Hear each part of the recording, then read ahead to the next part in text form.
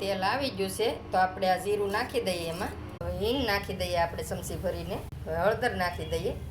હવે આપણે આ ચોખા અને મગની દાળ ફોતરીવાળી ધોઈ નાખ્યું છે તો આપણે એ નાખી દઈએ એમાં. હવે આપણે હલાવી લઈએ આ રીતે. તો આજ આપણે જીરાવાળી ખીચડી બનાવવાની છે, તો બનાવી ટ્રાય મારજો, બહુ સરસ લાગે છે.